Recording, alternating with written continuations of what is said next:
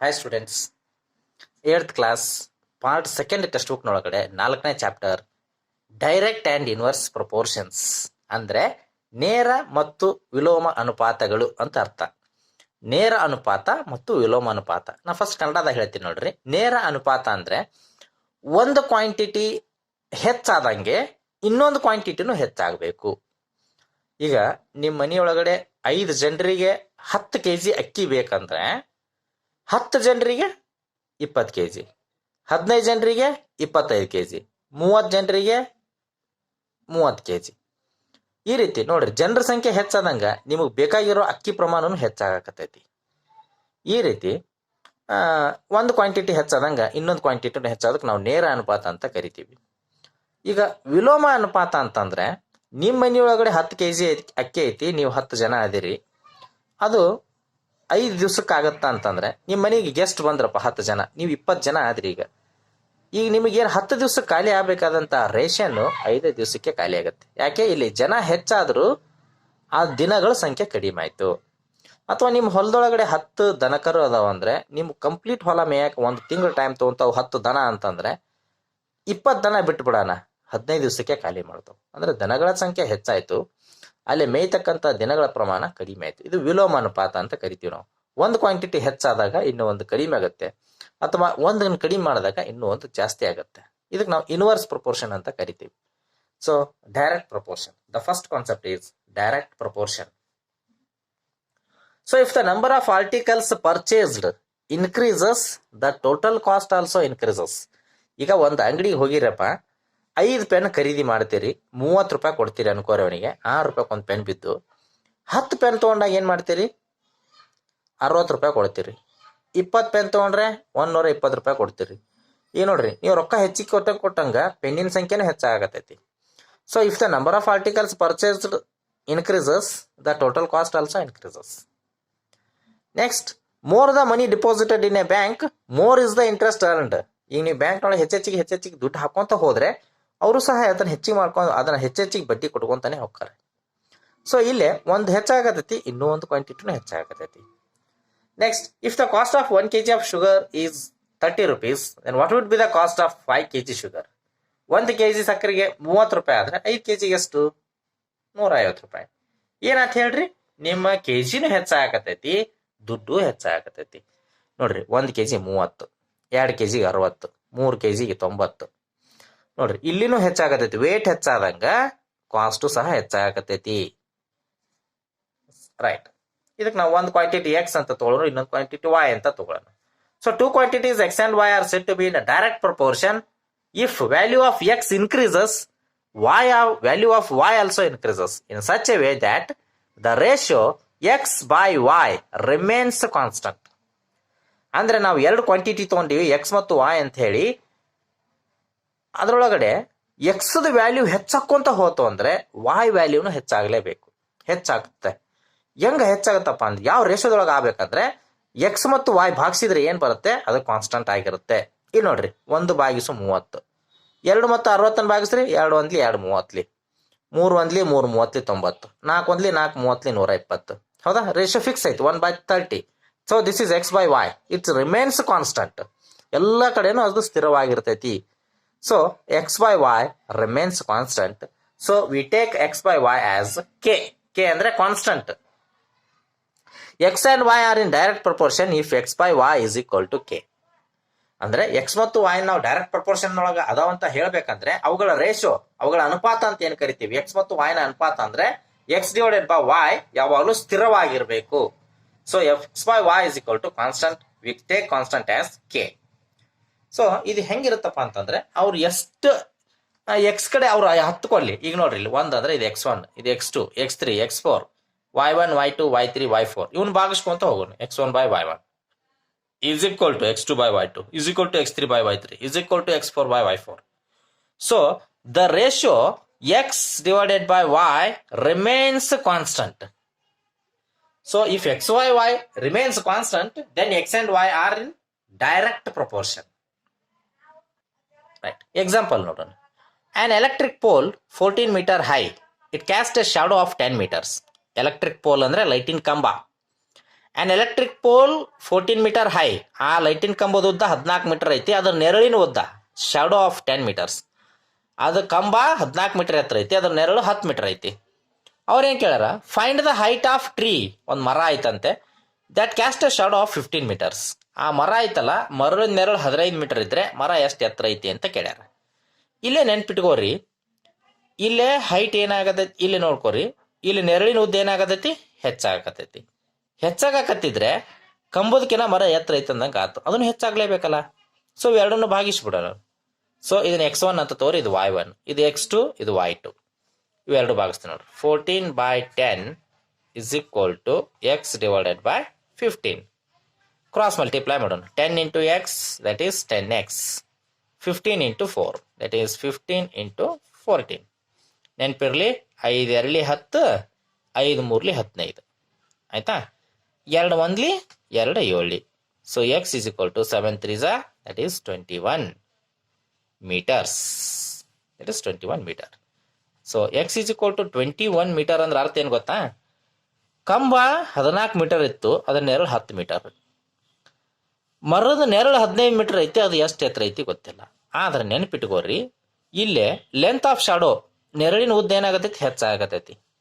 ಹಂಗಾದ್ರೆ ಈ ಕಂಬದಕ್ಕಿನ ಮರ ಆಗ್ಲೇಬೇಕು, ಎತ್ತರ ಇರಲೇಬೇಕು. ಅಂದ್ರೆ ಇದು direct proportion. So x1/y1 is equal to x2/y2, or x divided by y remains constant. x/y constant ಬರಲೇಬೇಕಿಲ್ಲ, right. Next, a train is moving at a uniform speed of 75 kilometre per hour. ಒಂದು train ಐತಿ, ಒಂದು ತಾಸಿಗೆ 75 kilometre ಹೋಗುತ್ತೆ ಅದು. First question, how far will it travel in 20 minutes? ಒಂದು ತಾಸಿಗೆ 75 kilometre ಹೋದ್ರೆ 20 ನಿಮಿಷಕ್ಕೆ ಎಷ್ಟು ಹೋಗುತ್ತೆ ಅಂತ ಅರ್ಥ. ಭಾಳ ಕನ್ಫ್ಯೂಸ್ ಮಾಡ್ಕೋಬೇಡ್ರಿ. ಒಂದು ತಾಸು ಅಂದ್ರೆ 60 ನಿಮಿಷ, 60 ನಿಮಿಷಕ್ಕೆ 75 ಕಿಲೋಮೀಟರ್ ಹೋದ್ರೆ 20 ನಿಮಿಷಕ್ಕೆ ಎಷ್ಟು ಹೋಗುತ್ತೆ ಅಂತ ಅರ್ಥ. And find the time required to cover the distance of 250 kilometer. ಹಂಗಾದ್ರೆ 250 ಕಿಲೋಮೀಟರ್ ಹೋಗಕ್ಕೆ ಎಷ್ಟು ಟೈಮ್ ತಗೊಂತೈತಿ? ಒಂದನೇ ಕ್ವಶನ್ನು 20 ನಿಮಿಷಕ್ಕೆ ಎಷ್ಟು ದೂರ ಹೋಗುತ್ತೆ, ಎರಡನೇ ಕ್ವಶನ್ನು 250 ಕಿಲೋಮೀಟರ್ ದೂರ ಹೋಗಾಕ ಎಷ್ಟು ಟೈಮ್ ತಗೊಂತೈತಿ ಅಂತ ಅರ್ಥ. ಸೊ ಇಲ್ಲಿ ಏನು ಮಾಡಕಪ್ಪ, ಇಲ್ಲಿ ಕೊಟ್ಟಾರ ಅವ್ರು ಡಿಸ್ಟೆನ್ಸ್ 75 ಕಿಲೋಮೀಟರ್, ಹೌದಾ. 75 ಕಿಲೋಮೀಟರ್ ಹೋಗಾಕ 60 ನಿಮಿಷ ತಗೊಂಡೈತಿ, ಹೌದಾ. ಇಲ್ಲೇ 20 ನಿಮಿಷದೊಳಗೆ ಎಷ್ಟು ಕಿಲೋಮೀಟರ್ ಹೋಗುತ್ತೆ, 250 ಕಿಲೋಮೀಟರ್ ಹೋಗಾಕ ಎಷ್ಟು ಟೈಮ್ ತಗೊಂತೈತಿ. So all these are in direct proportion. ಉಷ್ಟನ್ನು ಭಾಗಿಸ್ಬಿಡೋಣ. ಫಸ್ಟ್ ಇವ್ರಿಷ್ಟನ್ನ ತಗೋತೀನಿ ನಾನೀಗ, ಅಂದ್ರೆ ಎಕ್ಸ್ ಕಂಡು ಹಿಡಿದು ಬಿಡ್ತೀನಿ ನಾನು. 75 divided by 60 is equal to x divided by 20, ಹೌದಾ. ಈಗ 60 into x that is 60x is equal to 75 into 20, ಆಯ್ತಾ. 21 23. So 3x is equal to 75. ಇಲ್ಲೇ ಕಟ್ತಾ ಹೊಟ್ರಲ್ಲ, 3 1 3 2 6, 1 ಉಳಿತು 15 ಆಯ್ತು, 3 5 15. So x is equal to 25 kilometer. ನೋಡ್ರಿ ಎಷ್ಟು ಸರಳ ಐತಿ ಅಲ್ಲಪಿ. 60 ನಿಮಿಷಕ್ಕೆ 75 ಕಿಲೋಮೀಟರ್ ಹೋಗುತ್ತೆ, ಹೌದಾ. 60 ನಿಮಿಷಕ್ಕೆ 20 ನಿಮಿಷಕ್ಕೆ ಎಷ್ಟು ಹೋಗುತ್ತೆ ಅಂತ ಕೇಳ್ಯಾರ. 20 ಎಷ್ಟಲಿ 60, 23 60, ಎಷ್ಟು 3 75, 25 3 75, ಆ ರೀತಿ. ನೆಕ್ಸ್ಟ್ ಈಗ ನಮ್ಗೆ ಎಕ್ಸ್ ವ್ಯಾಲ್ಯೂ ಸಿಕ್ತು. ನಾನು ಎಕ್ಸ್ ವ್ಯಾಲ್ಯೂನ ಇಲ್ಲಿ ಸಬ್ಸ್ಟಿಟ್ಯೂಟ್ ಮಾಡ್ಕೊತೀನಿ. That is 25 20 250 y. ಇಲ್ಲಿ ಎಕ್ಸ್ ಇದ್ದಲ್ಲಿ 25 ತುಂಬಿನ ನಾನೀಗ. 25 divided by 20 is equal to 250 divided by y. ಇಲ್ಲೇ ಕ್ಯಾನ್ಸಲ್ ಮಾಡಿಬಿಡ್ತೀನಿ ನಾ. 25 1 25 10 y into 1 y, 20 into 10 that is 200. ನೋಡ್ಕೋರಿ, 200 ಅಂದ್ರೆ ಅರ್ಥ ಏನು ಗೊತ್ತಾ, 250 ಕಿಲೋಮೀಟರ್ ಹೋಗಾಕ ಎಷ್ಟು ನಿಮಿಷ ತಗೊಂತೈತಿ ಅಂತ ಹೇಳಿದ್ರು. 200 ನಿಮಿಷ ತಗೊಂತೈತಿ ಅದು. So 200 minute. ಇದು 20 ನಿಮಿಷಕ್ಕೆ ಎಷ್ಟು ಕಿಲೋಮೀಟರ್ ಹೋಗುತ್ತೆ ಅಂತ ಕೇಳಿದ್ರು. 20 ನಿಮಿಷಕ್ಕೆ 25 ಕಿಲೋಮೀಟರ್ ಹೋಗುತ್ತೆ. 250 ಕಿಲೋಮೀಟರ್ ಹೋಗಾಕ 200 ನಿಮಿಷ ಟೈಮ್ ತಗೊಂತೈತಿ ಅಂತ ಅರ್ಥ. ಈ ಸಂಖ್ಯೆಗಳನ್ನ ಭಾಗಿಸ್ಕೊಂತ ಬರಬೇಕು, ಈ ರೀತಿ ರೇಷಿಯೋದೊಳಗೆ ಮಾಡ್ಕೋಬೇಕು. So the ratio remains constant. Next question ಬಂದು find the parts of base. ನೀವು ಸೈನ್ಸ್ ಒಳಗಡೆ ಅಸಿಡ್ ಮತ್ತು ಬೇಸ್ ಬಗ್ಗೆ ಕಲ್ತಿರ್ತೀರ. ಅಸಿಡ್ ಅಂದ್ರೆ ಹುಳಿ ಪದಾರ್ಥಗಳು, ಬೇಸ್ ಅಂದ್ರೆ ಅದರ ಅಪೋಸಿಟ್ ಬರುತ್ತೆ. ಇಲ್ಲಿ ಕೊಟ್ಟಾರ ಅವರು parts of red pigment divided by parts of base ಎಷ್ಟೆಷ್ಟು ಪಾರ್ಟ್ ಆ್ಯಡ್ ಮಾಡ್ಯಾರ ಅಂತ ಕೇಳ್ಯಾರ ಅವರು. ಪಿಗ್ಮೆಂಟ್ 1 ಇದ್ದಾಗ 8 ಪಾರ್ಟ್ ಬೇಸ್ ಆ್ಯಡ್ ಮಾಡ್ಯಾರ. 4 ಇದ್ರೆ ಎಷ್ಟು? 1ಕ್ಕೆ 8 ಹೌದಾ, 2ಕ್ಕೆ 16, 3ಕ್ಕೆ 24, 4ಕ್ಕೆ 32, 7ಕ್ಕೆ ಹೇಳ್ರಿ ನೋಡೋಣ. 4 8 32, 7 8 ಎಷ್ಟು? 56, 12 8 96, 28 120. ಈ ರೀತಿ 1/8 ಅನ್ನೋ ರೇಷೋ ಎಲ್ಲ ಕಡೆ ಕಾಮನ್ ಬರಬೇಕು ನೋಡ್ರಿ. 4 1 4 8 32 1/8 ಆಯ್ತು. 7 1 7 8 1/8, 12 1 12 8 1/8. So the ratio 1/8 remains constant. So this is direct proportion. Next, a machine in soft drink factory fills 840 bottles in 6 hours. ಈಗ ಸಾಫ್ಟ್ ಡ್ರಿಂಕ್ ಅಂದ್ರೆ ನೀವು ಸೋಡಾ ಅಥವಾ ಕೋಕೋ ಕೋಲಾ, ಪೆಪ್ಸಿ, ಸ್ಪ್ರೈಟ್ ಏನೇನದಾವಲ್ಲ, ಅಲ್ಲಿ ಏನು ಮಾಡ್ತಾರಂದ್ರೆ 6 ತಾಸಿಗೆ 840 ಬಾಟ್ಲಿ ಅವರು ತುಂಬಿಸ್ತಾರಂತೆ. ಈಗ ಕೋಕೋ ಕೋಲಾ ಕಂಪ್ನಿಯವ್ರು ಏನು ಮಾಡ್ತಾರೆ, 6 ತಾಸು ಆತಪ್ಪ ಅಂದರೆ 840 ಬಾಟಲ್ ತುಂಬಿಸ್ತಾರಂತೆ. ಇವ್ರ ಕ್ವಶನ್ ಏನು, how many bottles will fill in 5 hours? 5 ತಾಸಿಗೆ ಎಷ್ಟು ಬಾಟಲ್ ತುಂಬಿಸುತ್ತೆ? 6 ತಾಸಿಗೆ 840 ಬಾಟಲ್ಸ್ ತುಂಬಿಸಿದ್ರೆ 5 ತಾಸಿಗೆ ಎಷ್ಟು ಬಾಟಲ್ಸ್ ತುಂಬ್ತಾವು ನೋಡ್ರಿ. ಇಲ್ಲೇ ಏನಾಗೈತಿ, ಅವರ್ಸ್ ಕಡಿಮೆ ಆತಾ, ಬಾಟಲ್ಸ್ ಕಡಿಮೆ ಆಗಲೇಬೇಕಲ್ಲ. ಎರಡೂ ಭಾಗಿಸ್ಕೊಂಡ್ಬಿಡ್ತೀನಿ ನಾನು. 840 divided by 6 is equal to x divided by 5. Cross multiply ಮಾಡ್ತೀನಿ. 6 into x or x, 840 into 5. 6 1 6 1 6, 6 4 24, 0 0. So x is equal to 140 into 5. ಭಾಳ ಸರಳ ಐತಿ ಇದು ನೋಡ್ರಿ. 5 0 0, 5 4 20, 2 ಕೈಲ 5 1 5 2 7. ಇದರ ಅರ್ಥ ಏನು ಹೇಳ್ರಿ, 5 ತಾಸಿಗೆ 700 ಬಾಟಲ್ಸ್ ತುಂಬಿಸುತ್ತೆ ಅಂತ ಅರ್ಥ. ಅದು 6 ತಾಸಿಗೆ 840 ಬಾಟಲ್ ತುಂಬಿಸಿದ್ರೆ 5 ತಾಸಿಗೆ 700 ಬಾಟಲ್ ಅದು ಫಿಲ್ಅಪ್ ಮಾಡುತ್ತೆ ಅಂತ ಅರ್ಥ. ಇದು ಇಸ್ ಆಲ್ಸೋ ಡೈರೆಕ್ಟ್ ಪ್ರಪೋರ್ಷನ್. ಹೆಚ್ಚಾದ್ರೆ ಹೆಚ್ಚಾಗಬೇಕು, ಕಡಿಮೆ ಆದ್ರೆ ಕಡಿಮೆ ಆಗಬೇಕು. Next question, A loaded truck travels 14 km in 25 minutes and how far it can it travel in 5 hours? So first ನಮ್ಗೆ ಕೆಲಸ ಏನಾಗಬೇಕಂದ್ರೆ, ಇಲ್ಲೇ ಮಿನಿಟ್ಸ್ನೊಳಗೆ ಕೊಟ್ಟಾರ, ಇಲ್ಲಿ ತಾಸ್ನೊಳಗೆ ಐತಿ. ಈ ತಾಸನ್ನ ಏನು ಮಾಡ್ರಿ, ಮಿನಿಟ್ನಾಗ ಕನ್ವರ್ಟ್ ಮಾಡ್ಕೊಂಡ್ಬಿಡ್ರಿ. 1 ತಾಸು ಅಂದರೆ 60 ಮಿನಿಟ್, ಗೊತ್ತೈತಲ್ಲ ಎಲ್ಲರಿಗೂ, 60 ಮಿನಿಟ್. 5 ತಾಸು ಅಂದರೆ 5 ಇಂಟು 60, ದಟ್ ಈಸ್ 300 ಮಿನಿಟ್. ಅರ್ಥ ಆಯ್ತಾ? 25 ನಿಮಿಷಕ್ಕೆ 14 ಕಿಲೋಮೀಟರ್ ಹೋಗೈತಿ ಟ್ರಕ್. 300 ನಿಮಿಷಕ್ಕೆ ಎಷ್ಟು ಕಿಲೋಮೀಟರ್ ಹೋಗುತ್ತೆ ಅಂತ ಅರ್ಥ ನೋಡ್ಕೊರಿ. 14 ಕಿಲೋಮೀಟರಿಗೆ ಎಷ್ಟು ಹೋಗೈತಿ? 14 ಕಿಲೋಮೀಟರ್ ಟ್ರಾವೆಲ್ ಮಾಡಕ್ಕೆ 25 ನಿಮಿಷ ತೊಗೊಂಡೈತಿ. 300 ನಿಮಿಷಕ್ಕೆ ಎಷ್ಟು ಕಿಲೋಮೀಟರ್ ಹೋಗುತ್ತೆ? ಎರಡನ್ನ ಭಾಗಿಸ್ಬಿಡೋಣ. 14/25 is equal to x divided by 300. Cross multiply ಮಾಡೋಣ.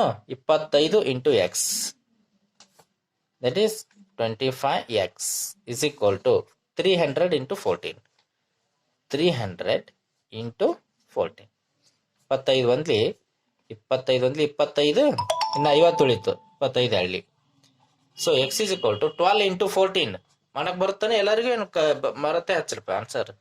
12 4 48, 12ಕ್ಕೆ 4 ಕೂಡಿಸ್ರೆ 16. ಇದರ ಅರ್ಥ ಏನು ಹೇಳ್ರಿ, 25 ನಿಮಿಷಕ್ಕೆ 14 ಕಿಲೋಮೀಟರ್ ಟ್ರಕ್ ಹೋದ್ರೆ 300 ನಿಮಿಷಕ್ಕೆ 168 ಕಿಲೋಮೀಟರ್ ಹೋಗುತ್ತೆ ಅಂತ ಅರ್ಥ.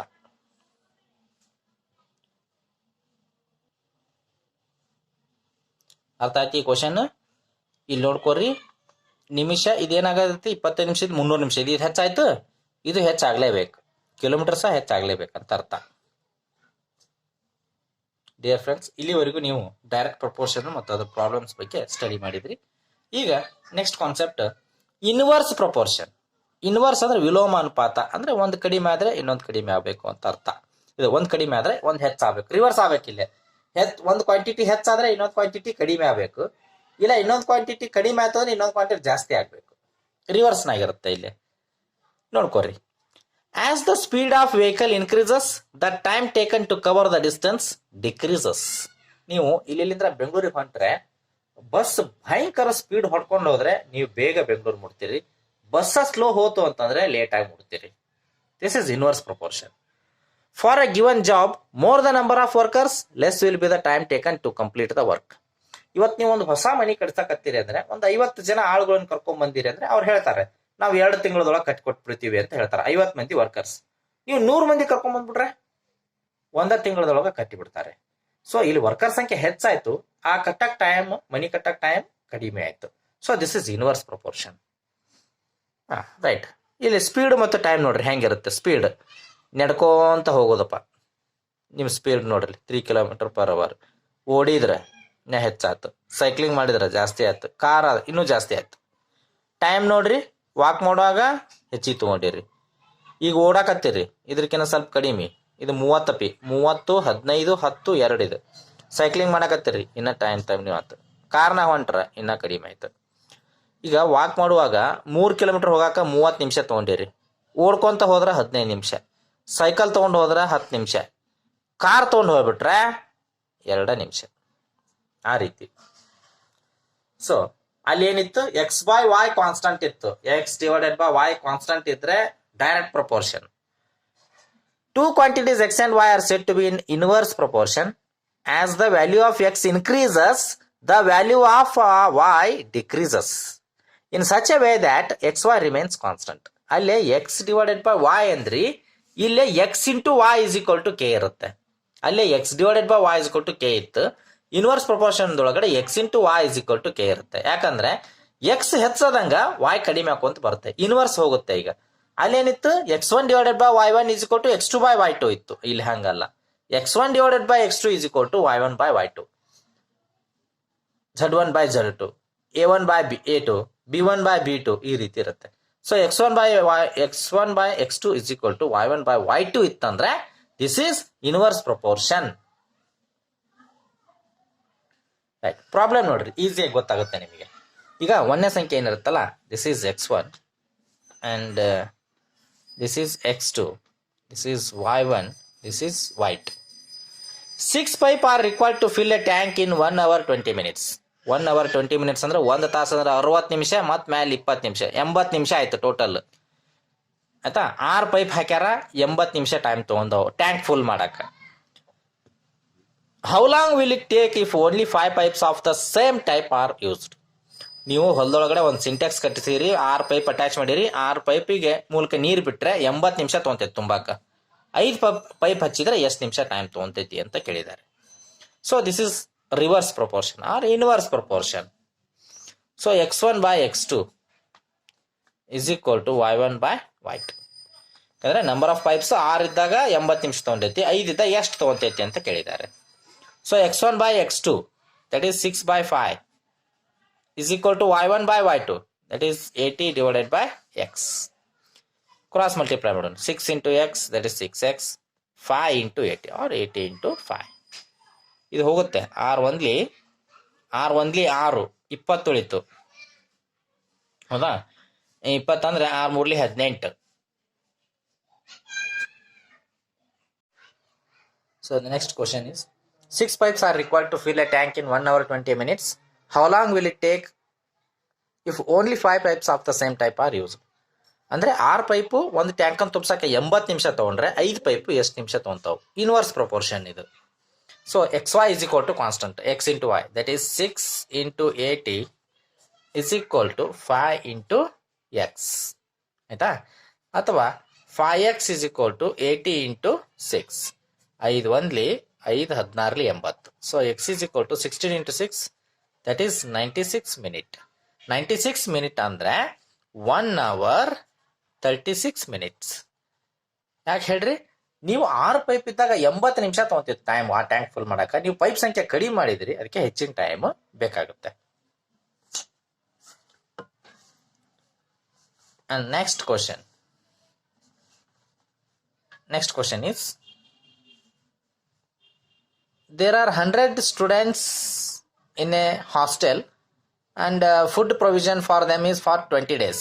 How long will this last in 25 more students join the group?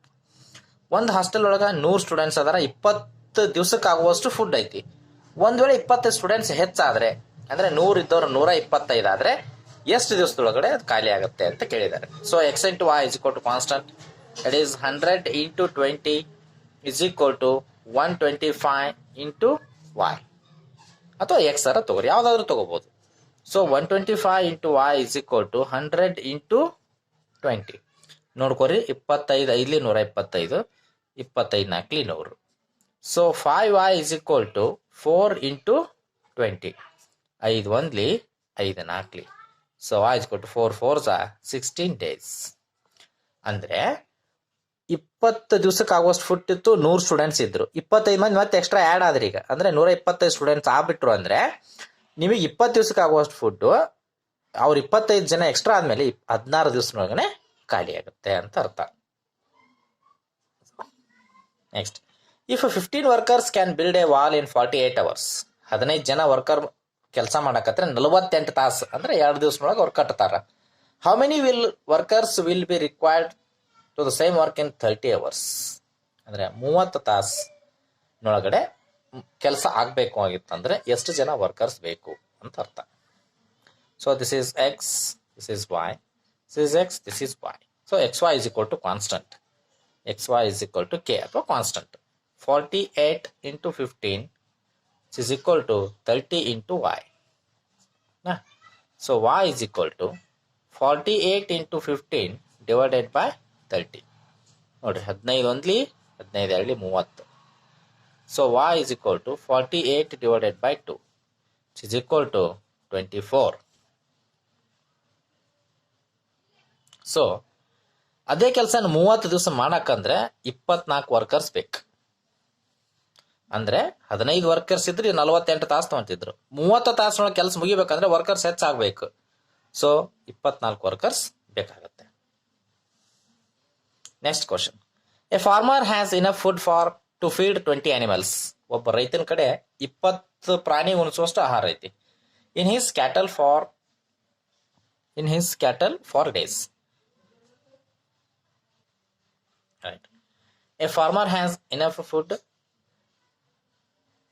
to feed 20 animals in his cattle for 6 days. 6 ದಿವಸಕ್ಕೆ 20 ಪ್ರಾಣಿ ಉಣಿಸುವಷ್ಟು ಅವನಿಗೆ ಆಹಾರ ಐತಿ. How long would the food last if there were 10 more animals? ಅಂದ್ರೆ 10 animals ಹೆಚ್ಚಾದ್ರೆ, ಈಗ ಅವನ ಕಡೆಗೆ 20 animals ಇದ್ದು ಒಂದ್ ವೇಳೆ 30 ಅನಿಮಲ್ಸ್ ಆದ್ರೆ ಎಷ್ಟು ದಿವಸದೊಳಗೆ ಅದು ಖಾಲಿ ಆಗುತ್ತೆ ಅಂತ ಕೇಳಿದ್ದಾರೆ. ಸೊ 20 ಅನಿಮಲ್ ಇದ್ದಾಗ 6 ಡೇಸ್ಗೆ ಆಗುವಷ್ಟು ಫುಡ್ ಇದ್ದಾಗ 30 ಅನಿಮಲ್ ಆದ್ರೆ ಎಷ್ಟು ದಿವಸಕ್ಕೆ ಫುಡ್ ಖಾಲಿ ಆಗುತ್ತೆ ಅಂತ ಅರ್ಥ.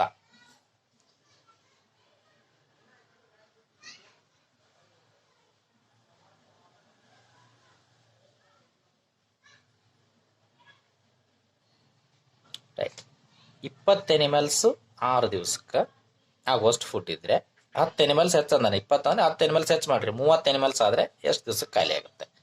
ಸೊ ಈ 2 ನಂಬರ್ಸ್ ಮಲ್ಟಿಪ್ಲೈ ಮಾಡ್ರಿ. 20 into 6 is equal to 30 into x 30x. So x is equal to 20 into 6 divided by 30. 0 0 cancel, 3 1 3 2. So x is equal to 4 days. ಅರ್ಥ ಏನು ಗೊತ್ತಾ, 20 ಅನಿಮಲ್ ಇದ್ದಾಗ 6 ದಿವಸಕ್ಕೆ ಆಗುವಷ್ಟು ಅವನ ಕಡೆಗೆ ಫುಡ್ ಇತ್ತು. ಒಂದ್ ವೇಳೆ 10 ಪ್ರಾಣಿ ಹೆಚ್ಚಾದ್ರೆ ಎಷ್ಟು ದಿವಸಕ್ಕೆ ಆ ಫುಡ್ ಖಾಲಿ ಆಗುತ್ತೆ ಅಂದ್ರೆ 4 ದಿವಸಕ್ಕೆ ಆಗುತ್ತೆ. ಯಾಕಂದ್ರೆ ಇಲ್ಲಿ ಪ್ರಾಣಿ ಸಂಖ್ಯೆ ಹೆಚ್ಚಾಗೈತಿ. ಇಲ್ಲೇ ಫುಡ್ 6 ದಿವಸಕ್ಕೆ ಆಗುವಷ್ಟು ಆಹಾರ ಇದ್ದದ್ದು ಕಡಿಮೆ ದಿವಸನೊಳಗೆ ಅದು ಖಾಲಿ ಆಗುತ್ತೆ, 4 days. ಸೊ ಡಿಯರ್ ಸ್ಟೂಡೆಂಟ್ಸ್, ಇಲ್ಲಿಗೆ direct and inverse proportion chapter ಮುಗೀತು. ದಯವಿಟ್ಟು ಈ ವಿಡಿಯೋನ ರಿಪೀಟೆಡ್ಲಿ ನೋಡ್ರಿ, ಆಮೇಲೆ ಫೇರ್ ಬರೀರಿ.